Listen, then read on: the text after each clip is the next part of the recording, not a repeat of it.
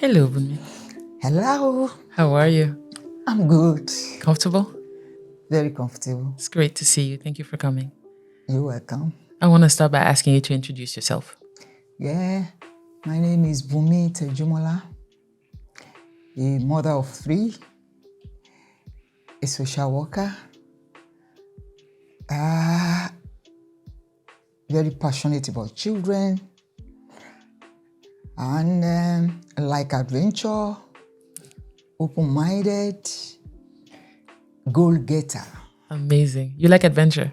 Yes. What is the one adventure you haven't yet done that you think you really want to do? That is climbing the hill. Really? That's an adventure I had longed to do, but I've not been able to. Is there one specific mountain or hill that you want, or any? No, I don't have a specific one. You just want to I've seen one in California. I don't really have a specific one. But I like climbing too. Next time, if you decide to go, let me know. I might join you. All right. Perfect. All right. I want to come back. You said you're passionate about children. Have you always been passionate about children? You said you started by introducing yourself and saying you're a mother of 3. Yeah. That means a lot to you. Were you always passionate about children? I am. I've always been passionate about children, you know. And have you always worked in social work with children? Yes. Yes. I've always done that, especially in the area of maternal health and reproductive health, you know, was actually my interest, you know, from the beginning of my social work. The beginning of your social work, but not the beginning of your working life? No, not the beginning of my work. So what is it that made you switch? You were always passionate, but you didn't always do social work. What drove you? Is there something that drove you to start doing more social work?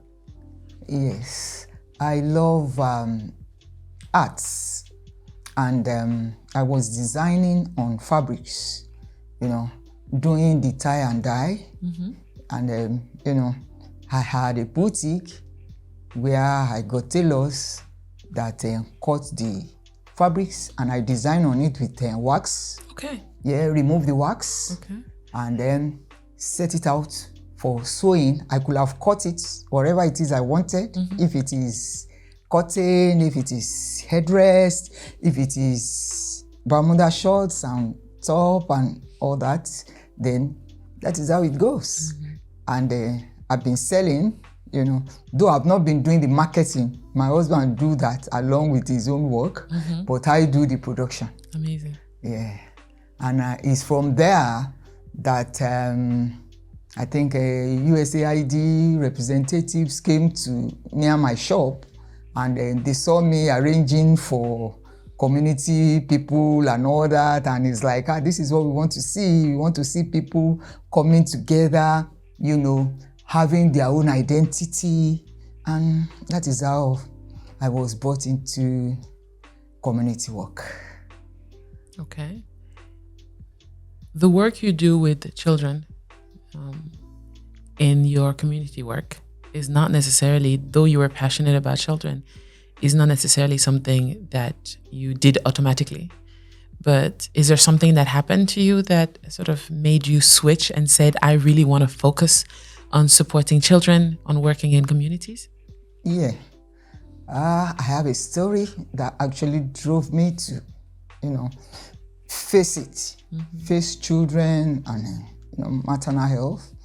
And I was an 8-month-old lady, and as I said, I had this fabric production. Can I stop you? Can you start back? I was an 8-month pregnant. You said you're an 8-month-old lady. Don't forget pregnant. You didn't say pregnant. 8 months pregnant. Pregnant. I was 8 months pregnant. Yes. So, okay. Can you start over?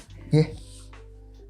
I was 8 months old pregnant. So a pregnant lady I was, and having done my normal duty in the morning of, you know, going through the production of the fabric and all that, I still had a niece's 10-year birthday to arrange, birthday party to arrange, and I had to go.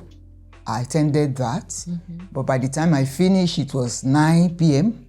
I entered into my car and realized the light of the car was off, apart the headlights. from the For you to lights see. outside to see. Okay.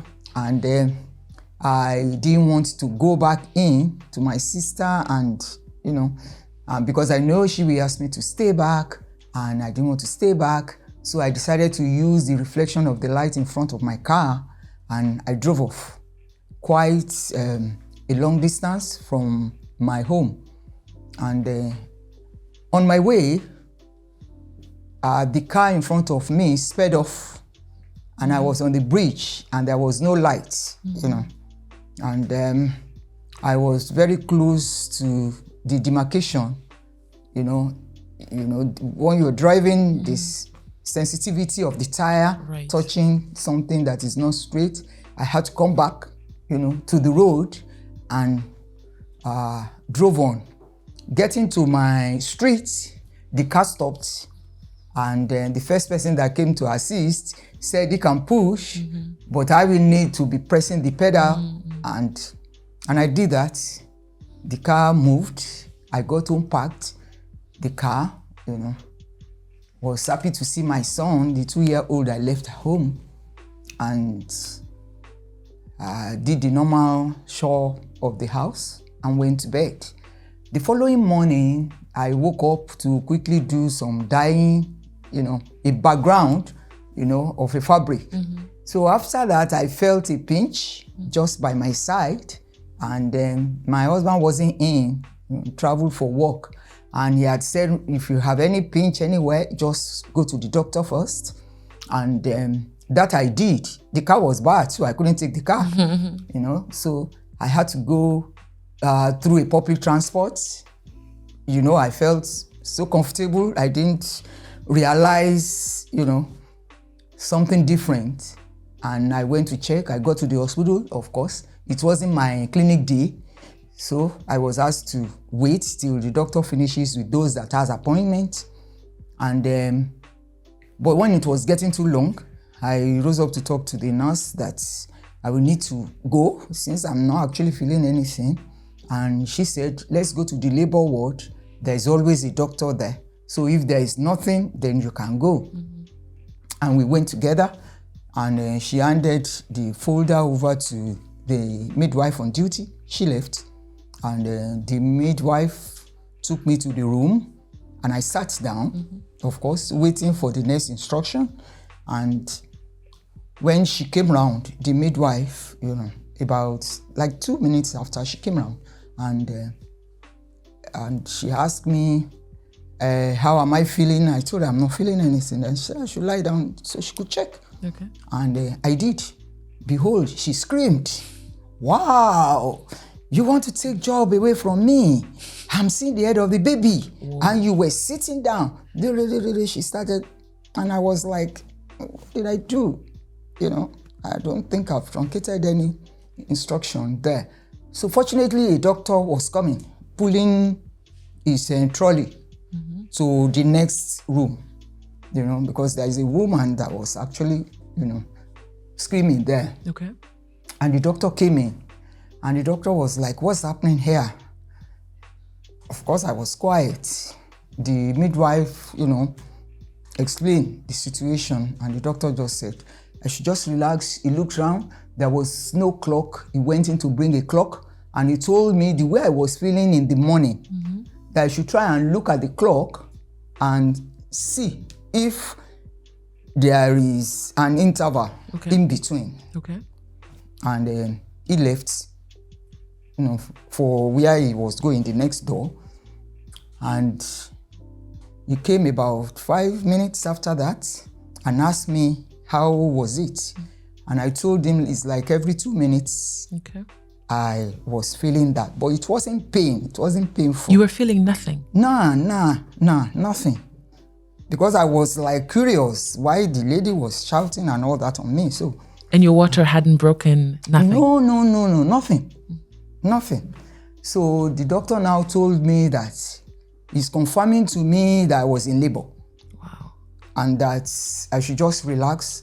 because I told him that nobody knew I was here and I didn't carry baby things and all that. He told me, immediately after your baby, you are in labor and the labor is progressing. So you can have your baby anytime, but whatever it is you want, immediately after your baby, I'll do for you. Just have that baby. Just deliver. Have the baby. And, you know, and I told the midwife was there then that I wanted to come down from, you know, the bed. I just wanted to come down. I wasn't comfortable the way I was. And the woman said, no. And the doctor said, she should leave me. Anything that I want to do, I should do it. I told the doctor, okay, I think I can just change my position. And immediately I changed my position, the baby came out. The doctor had to rush to carry the baby. Wow. You know, so he carried the baby and he put the baby on my chest and he hugged me.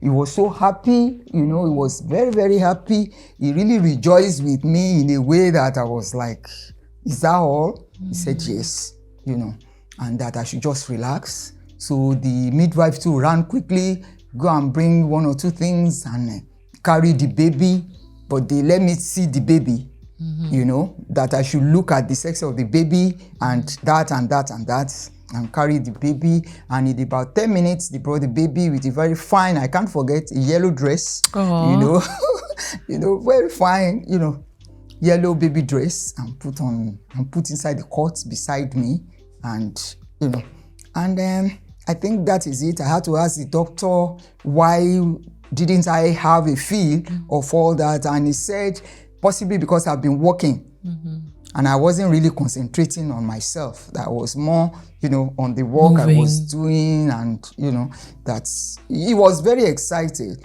And he collected phone numbers and he had to start to call. You know, my grandma lives not too far from the teaching hospital that I had my baby, called her, you know, and from there, every other person had to know that I had my baby.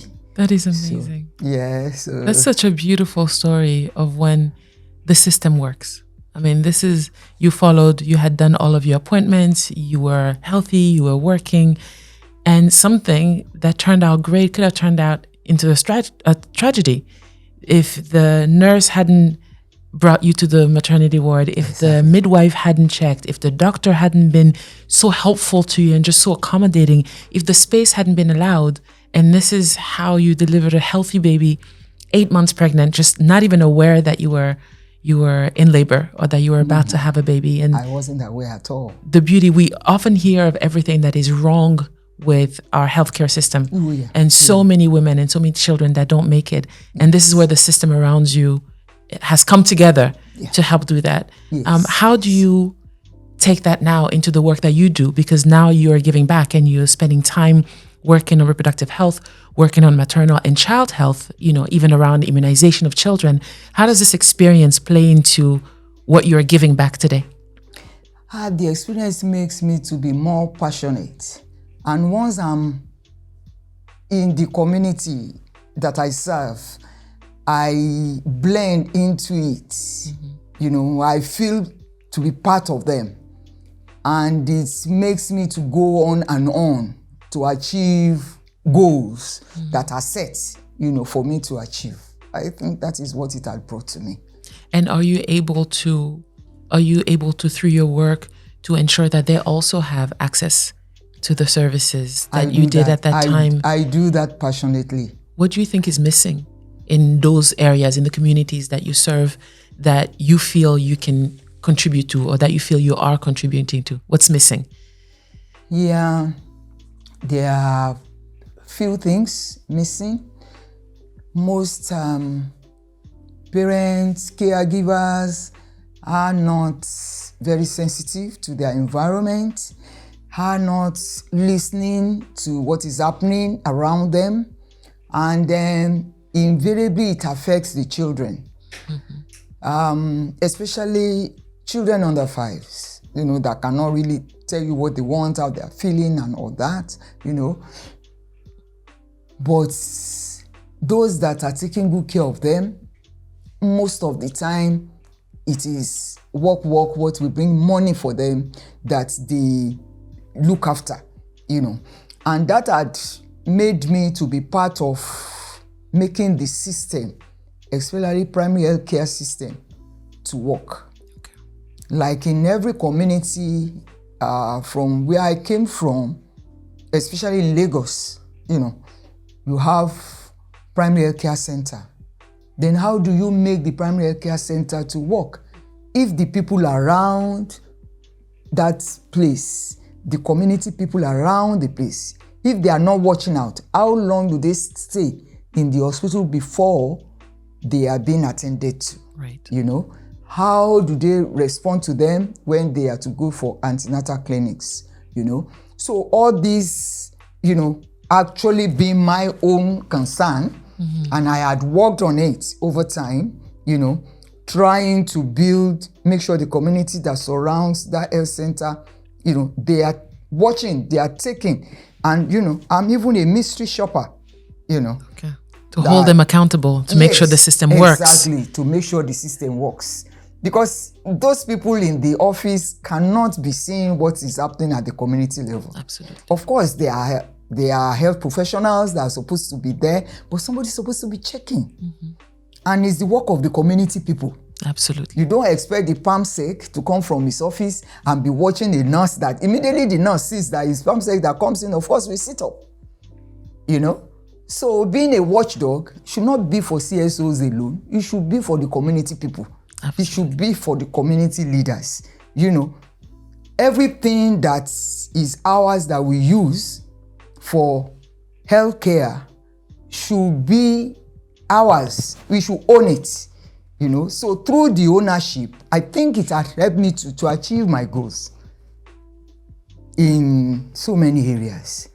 Because I don't mind getting in. When I say I add value to community work, to community engagement, is because I have been so passionate to do community entry, to enter into the community, to let them be aware.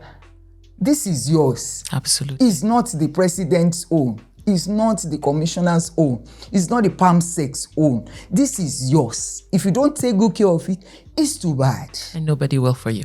Nobody, So you have to do it, and we have to be part of it. And this we have been doing.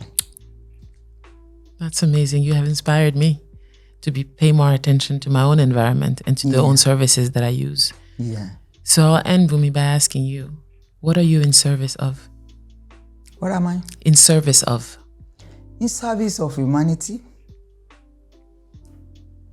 I'm in service of humanity all the way, with joy in my heart. Thank you. Thank you too.